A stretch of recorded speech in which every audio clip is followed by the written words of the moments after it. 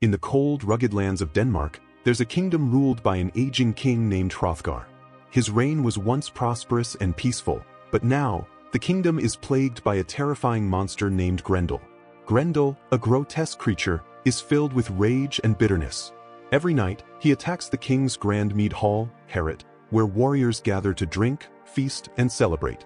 But those celebrations have come to an end, as Grendel breaks in each night, killing and devouring Hrothgar's men. Hrothgar, once a powerful and proud king, is now desperate. He feels helpless as he watches his kingdom descend into fear and despair. For years, no one has been able to stop Grendel. The people are terrified, and even the bravest warriors refuse to fight the creature.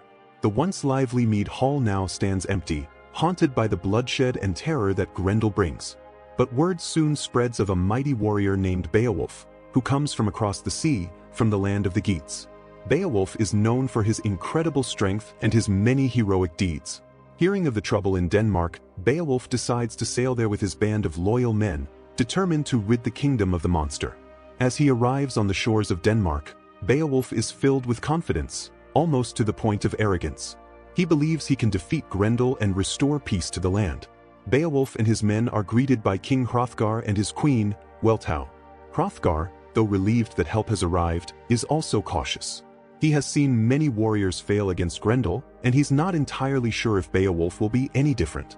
But Beowulf, brimming with pride, promises that he will defeat the monster or die trying. The king offers him riches and glory if he succeeds, but Beowulf seems more driven by the challenge and the chance to prove himself.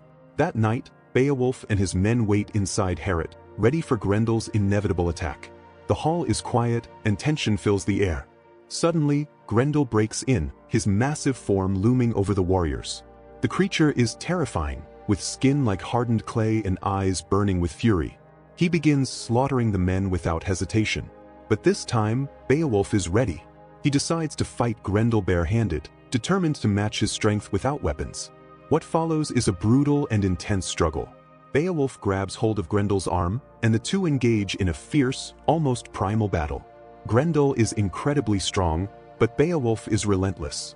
He tightens his grip, refusing to let go, and in a final, powerful move, Beowulf rips Grendel's arm right out of its socket. The monster howls in pain, blood pouring from the wound. Mortally wounded, Grendel flees into the night, retreating to his lair in the marshes, where he will die. The next morning, Denmark is filled with joy and relief. Beowulf is hailed as a hero. King Hrothgar and Queen Weltau praise him, and the people celebrate, believing the nightmare is over. Beowulf is showered with gifts, including golden treasures, a fine sword, and Hrothgar's deep gratitude. For the first time in years, the kingdom feels at peace. But this peace is short-lived. Unbeknownst to them, a new threat is rising. Grendel's mother, an even more fearsome creature, is filled with rage over the death of her son. She is no ordinary monster. She's ancient, powerful, and driven by vengeance. While Grendel attacked mindlessly, his mother is cunning and strategic. One night, she sneaks into Harrod, silently and swiftly. She attacks while the warriors sleep, killing many of Hrothgar's men in a chilling display of her wrath. When Beowulf learns of this new attack, he knows he must face Grendel's mother. He cannot leave the kingdom unprotected. Beowulf tracks Grendel's mother to a dark, eerie lake. He dives into the water, determined to end the terror she has caused. But when he reaches her lair, he's confronted with something unexpected. Grendel's mother isn't the hideous monster he imagined. Instead, she appears as a beautiful and seductive figure. She offers Beowulf a deal. She promises him power, glory, and wealth if he spares her life. Beowulf, tempted by the promise of eternal glory and the golden dragon horn she offers, chooses not to kill her. This decision haunts him, as it leads to consequences far greater than he anticipates. Beowulf returns to the surface, telling his men that he has killed Grendel's mother. But deep down, he knows the truth. He has made a pact with her, a choice that will come back to haunt him. Years later, Beowulf becomes king, and it seems like his reign is one of peace and prosperity.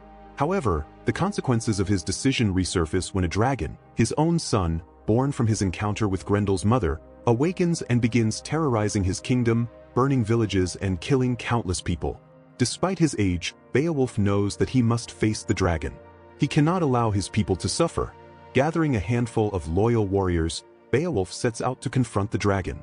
However, when the moment of battle arrives, most of his men flee in terror, unable to face the dragon's fiery wrath. Only one man, Wiglaf, stays by Beowulf's side. The battle with the dragon is unlike anything Beowulf has faced before. The creature is massive, with scales as hard as iron and breath that spews fire. Beowulf fights bravely, but he is no longer the young warrior who defeated Grendel. His strength is failing him, and the dragon's power seems unstoppable. He manages to wound the dragon, but in the process, he is gravely injured by its fiery breath. In a final, desperate act of heroism, Beowulf drives his sword into the dragon's heart, killing it. But the victory comes at a heavy price. Beowulf collapses, mortally wounded. As he lies dying, Wiglaf remains by his side, refusing to abandon his king. In his final moments, Beowulf reflects on his life, the battles he's fought, the victories he's won, and the legacy he will leave behind. He asks Wiglaf to look after his people, to ensure that his kingdom is protected after he's gone. Beowulf dies, and with his death, the era of his heroism comes to an end. The people mourn the loss of their great king, and a grand funeral is held in his honor. His body is burned on a pyre, and a massive tower is built along the coast, so that sailors passing by will always remember the great hero who once saved their kingdom. Thank you for watching. If you enjoyed the video, please like, subscribe, and don't forget to check out our next video.